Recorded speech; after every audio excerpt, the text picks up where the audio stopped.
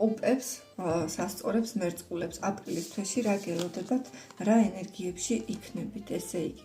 აპრილის თვე თქვენთვის ცოტა შეიძლება ემოციურად დაიწყოს და მომენტებული ემოციური ფონი გქონდეთ. შესაძლებელია ცოტა მოწყენილადაც იგრძნოთ თავი რაღაც მომენტში და აი პესიმისტური განწყობები გქონდეთ, რომ აი არაფერი არ გამოდის, ან დავიღალე, ან ისევ ყველაფერი ცოტა მოწყენილობის ნოტები შემოგეპარებათ აპრილის თვეში, მაგრამ ეს დასაწყის პერიოდში იქნება, სულ ესე არ გაგრძელდება. განსაკუთრებით შეიძლება ტყუპებს გქონდეთ აქ უფრო აი შინაგანი დისბალანსი და ემოციური ფონი მომენტებული.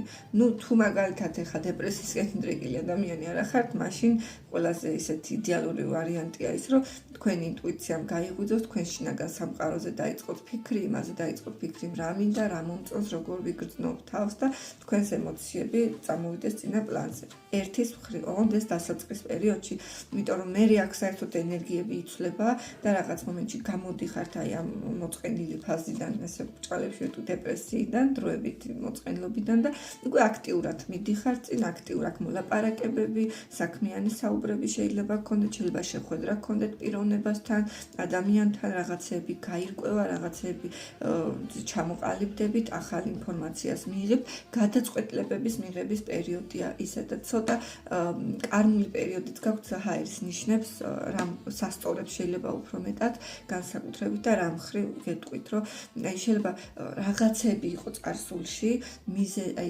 გაკეთებული მოქმედებები და ეხლა ამის შედეგი უნდა მიიღოთ თქვენ. თუ კარგი რაღაცები გქონდეთ გაკეთებული და სწორი გზით მიდიოდით, შედეგი ძალიან კარგი და იდეალური იქნება. თუ აქ რაღაცეები არ იყო სწორი, ან რაღაცეებს თქვენ არ მისდევდით იმისე, როგორც საჭირო იყო, შეიძლება თლაც სასიამოვნო შედეგები არ იყოს, კატასტროფა არაფერი გელოდებათ, მაგრამ ცოტა ესეთ მოწყენილები შეიძლება თქვენც იყოთ რა. მოკლედ, თვე ჰაერის ნიშნებთვის კარმულია, ნამდვილად, აი ესე კარმული როგორ, აი რაღაცა შედეგებს მიიღებთ, შედეგი დამოკიდებულია იმაზე, თქვენ როგორ მოხვედით აქამდე. პატიოსანი წესიერი გზით თუ არც ისე წესიერი გზით, მაგალითად, რას აკეთებდით, ვინმეს ცუდად მოეკეცით თუ კარგად მოეკეცით. აი თქვენი ქმედებების შეფასება მოხდება და რაღაც მომენტში შეიძლება პასუხის გაცემა მოგიწიოთ რაღაცებზე. შეიძლება ოფიციალურ ორგანოსთანაც გქონდეთ აქ შეხება, კავშირი.